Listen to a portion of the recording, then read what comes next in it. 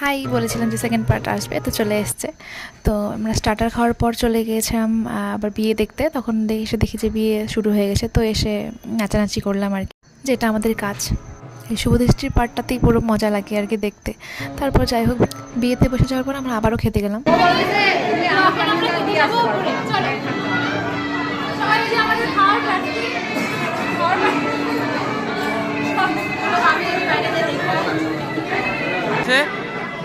এটার খাওয়ার আগে লুক এই না, ওঠো ওঠো। এবার আমাদের সুপ্রিয়া দিয়ে প্রত্যেকের পরে কুমোর ভেঙে দেবে। আমাদের দিদি যাচ্ছেন। জীবনে কেউ ফুড ব্লগারে ক্যামেরাম্যান হবেন না। এক দিদি এত কিছু খেয়েছে, একা খেয়েছে, জায়গা দখল আবার করছে, খেতে বসবে এখন। বাঙালি বাড়ি যেটা হয়।